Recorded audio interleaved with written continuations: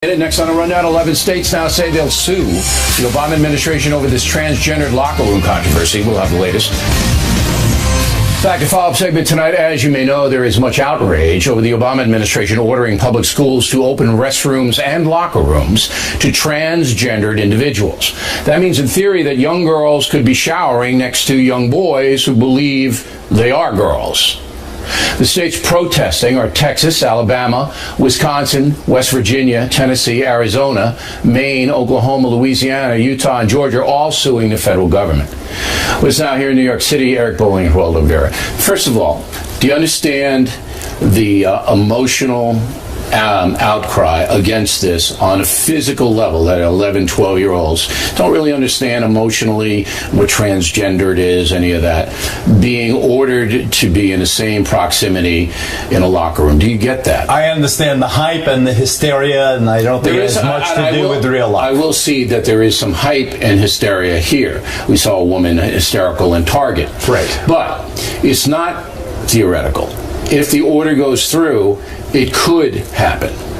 If these states, Bill, continue to oppose this Title IX stuff, they will be bankrupting their commercial enterprises. Disney won't play, PayPal won't play, Deutsche Bank has already announced there's a list of performers, Springsteen, Ringo Starr. Is the South going to cut its stuff off culturally from the rest of the country? If most of the states, and I believe that'll be the outcome, Bowling, if most of the states join in this lawsuit, just like Obamacare, okay, the tide will change. And maybe Bruce Springsteen, who's a radical leftist, won't, but most of the other entertainers will. Yeah, the other ones are going to realize that there are too many states that they can't visit anymore. They can't do concerts. Free market will fix that. I hate the part where it's a federal issue. They're demanding this on all the states. Meanwhile, holding in Texas alone up to $10 billion of funding back if Texas doesn't play ball with what President Obama that's and going to be left. blocked. Of course it is, but why are they even doing this? What's the point to this? Because they want to appease some gender political group? They see it as they being the Obama administration and people who support them as a civil rights issue. You know what they should be more concerned with? That we're number 27th in science, we're number 20th in math, number 17th. You can be concerned with both, but let me turn this around on you. So to make a big deal out of this, the Obama administration polarizes the country. If you took a poll, you know what the poll would show. All right? Where's Sanctuary City? Where are the sanctions on sanctuary cities? Where are that? This was an ill-considered move by the Obama administration. Give me the sanctuary city answer. The sanctuary city, you're talking about a totally different topic. No, it's look, the federal government orders... sanctuary cities, I will be glad to debate you. No. I have a solution. So do I. All right. But me first as your guest. I want you to answer this question. It's my show. They make a big deal out of imposing transgendered locker rooms. Right. Okay? And with the threat of, if you don't do it, we're going to take money from you. Right. Okay, but they don't do anything about sanctuary cities. If you don't obey stated law, you're going to lose your funding? Does that make sense to you? Well, I will now, since you forced me, I will answer your proposition about sanctuary cities. I believe in sanctuary cities. I believe that municipalities have the right to give priority to their law enforcement as to the laws that they determine are the most important laws to enforce. You're an anarchist then. I am not an anarchist. New York City has 1,100,000 undocumented people. Is there any problem that you see? Do you see any problem in New York? Then revoke the law. You don't defy federal law. These states suing aren't defying, they're suing. May I now go back to the proposition that we started? Here is the problem with transgender. I had 30 seconds. The problem with transgender is it is not defined. Is a transgender person someone who just suddenly says, I'm now a girl? Yes, in this law it is. Yes. I agree. Yes. So here's the solution. I want transgender defined scientifically. What is it? Then they have to go to the operating table. One uniform, that's that's transsexual. That's a little different. I want the federal transgendered are different. I want someone to say this is what transgender is. It's a protected class, so I deserve a definition. Is that good for you, Bob? Once there is a definition, let me finish. Here's the solution. Your Rockville Center diocese. My sister Irene was the principal, a superintendent of schools. Here's what they do. You get a teacher's note. You're transgender, and it's a one definition. A doctor's note. A doctor's note. Here, this is Eric is really a girl. Here's his note. He can go to the girls' room. No, he can't go to the girls' room unless he's a transsexual and gets the operation. Go ahead. Well, I don't know where I'm going. I'm pretty entertained by this.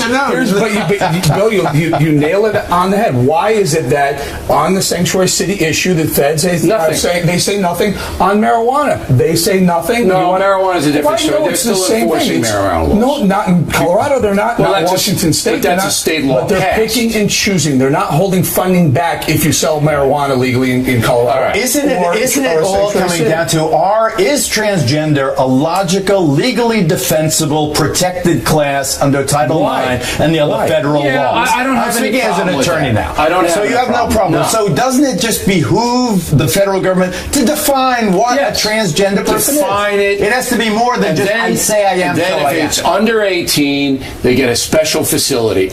That's it. That's the way localities. And all three of us, I just want everybody to think about this. Go to your dad and ask for a note that says you're transgender. You're a doctor, not your dad. No, your dad wouldn't matter. You have to be the doctor. Unless your dad's your doctor. Okay, Marcus Welby. With Dr. Welby, can I have a note saying I'm transgender? I have to give it to Sister Mary Lorana. That's right. Sister Irene. Okay, that's how crazy this country's become. Directly ahead, why do some on the left want to wipe out gender differences? Why? One school district in Virginia taking very aggressive stance on that. Truth Serum segment tonight, gender controversy in public schools, and Virginia Governor Terry McAuliffe being investigated apparently by the FBI. Joining us now from Washington, Shannon Bream. Here in New York City, Eric Shawn, both Fox News correspondents. So Bream, tell me about the public school system in Fairfax, Virginia, and what they're doing with gender. What's going on? Well, this is the 10th largest school district in the country, and what they did was vote last year to expand these definitions of what they're going to teach in their family life curriculum. They talk about personality and masculine and feminine traits as things that develop over time, and they say that they're going to teach the students that identity includes biological gender, gender identity, including transgender, gender role, and sexual orientation, and that has a lot of parents very upset. They don't think that this is the kind of thing that they want their young kids learning about. What grades do we start all? I didn't even understand your explanation, so I would already be in the D category. But when do they start this? What grades? Well, these particular lessons are going to start in 8th grade and go into high school. All right, so 8th grade and then into high school. And they're basically trying to teach the children, from what I looked at, that there's really not a lot of difference in gender, right? We're really, even though we're man and woman, boy and girl, we're really the same. Isn't that right? Well, there's talk about masculine and feminine qualities, how things develop over time, and how things are fluid, and how society has a lot of expectations. I love that word, fluid. So they're fluid. So on Tuesdays, Thursdays, and Sundays, you can be butch. And then on Monday and Wednesday and Friday, you can be Katrina.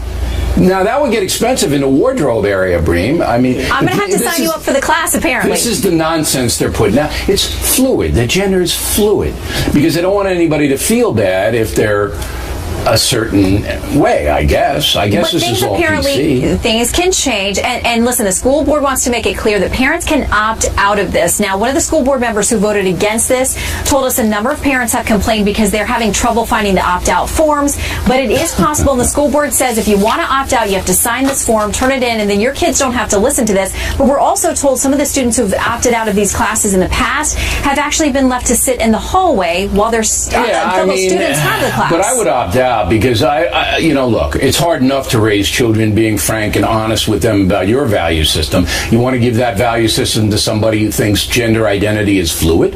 I mean, is it really what you want to do? And I want to talk to somebody who believes that right here on The Factor. I want them sitting where Shannon is sitting. So I want them to explain how gender identity is fluid. Now, one more question for you, Miss Bream. In your whole life, have you ever felt that you wanted to be named Eugene? No, that's not the name I would have picked. Right, but you know my point. And my whole life, I never got up one day and said, gee, I really want to be Kathleen. And what I'm not trying to disparage this, but this is so far out of the mainstream. But these school districts are just crazed now on this gender issue. The #1 cable news show for 15 years and counting. Thanks for staying with us. I'm Bill O'Reilly in the Weekdays at Bernie segment tonight. As we reported, the Charlotte Observer newspaper editorialized this way in the transgender controversy. Quote, the thought of male genitalia in girls' locker rooms and vice versa might be distressing to some, but the battle for equality has always been in part about overcoming discomfort. Black sharing facilities with gay sharing marriage, then realizing that it was not nearly so awful as some people imagine. Well, that's kind of far out there when talking about school kids showering together. So we asked editorial page editor of the Charlotte Observer, Taylor Batten, to come on the Factor, but he said he's just got too much going on there in North Carolina to fit us into his schedule. Join us now from Miami, a person not nearly as busy, the purveyor of Bernard Goldberg.com, Mr. Goldberg. All right, how do you see this? I'll get to the Charlotte Observer, I'll segue to that in just less than a minute. Let me tell you my take on the overall issue. Sure. I think we have to separate the bathroom issue from the shower locker room issue because I think they're very different. The bathroom issue, for me, is a non-issue, and it shouldn't be fought as an issue. There have been actually studies on this, and they show that there's no evidence that any transgender person ever assaulted anybody in a bathroom, but 70% of transgender people have said that they were either verbally or physically assaulted while trying to use a restroom. So if we're concerned about safety, maybe we ought to rethink who the real victims are. Secondly, if a boy honestly thinks and identifies as a girl at some point in his life, I don't mean some wise guy in junior high school who says, I'm a girl today. I mean, this is a serious thing. If he identifies as a girl, let him use the girls' bathroom, go into a stall, do whatever he has to. Nobody knows what goes on there. Well, can't there just be a separate bathroom facility? It's not hard to do that. Well, it may be in some cases in restaurants and places like that, but okay, if they could do that, great. But I think the shower locker room issue is very different. I think parents have every right to say, I don't want my child dressing, undressing, or showering with kids from the opposite sex. That is not being approved. That's a legitimate position. Biologically from the opposite sex. So you have to say that because then the argument comes back, oh, they're really not the opposite sex and all that. But okay, let's get to the press coverage. Can I get to the let me do that, because I think for me that's the most important part. The Charlotte Observer and others who have liberal views have used the word discomfort. I've heard this a lot. And the point that they made in the part that you read is that we have to get over our discomfort to advance civil rights. Well, you know what? Sometimes the majority does have to get beyond its discomfort. If people didn't like integration 40 years ago, too bad. Get over your discomfort. But this is very different. Sometimes the minorities have to get over their discomfort. Sometimes people in the protected class have to get over their discomfort. And in the case of showering and dressing and undressing in locker rooms, I think the minority has to be concerned about and the government's intrusion into traditional families and all of that. That's another matter, and I totally agree with you on that. But that dovetails into the Charlotte Observer. But the way Barack Obama handled it was all wrong. Okay. I just want to get that out. I'll submit to you that if we went down to North Carolina, where you have a residence, okay, and there was a poll about North and South Carolinians, do you support transgendered people showering in the locker room of their choice? All right? I would submit to you it'll be 80-20 against, at least. Right. Okay. Right. So the Charlotte Observer then takes this very explicit position, even mentioning explicit terms. Is that self-destructive? I mean, can you the anger vented toward a newspaper that's in trouble anyway? The circulation is plummeting anyway. You raise an interesting point, and I'm going to have a position you probably don't agree with. Newspapers should not be concerned about business or circulation when it comes to writing editorials. They should not do a focus group and say, this is what our audience wants, let's give them an editorial to boost circulation and boost advertising. I'm sure there were newspapers in small towns in the Old South in the bad old days of segregation. Sure, that pander. That wrote editorials in favor of But that's not the point. I'm not trying to say editorialize in a way that's going to be a monetary gain. I'm trying to say that this newspaper... They may have hurt themselves. They may have hurt themselves. This newspaper is so out of touch, all right, with the people that it purports to represent. That's why that pinhead wouldn't come on here.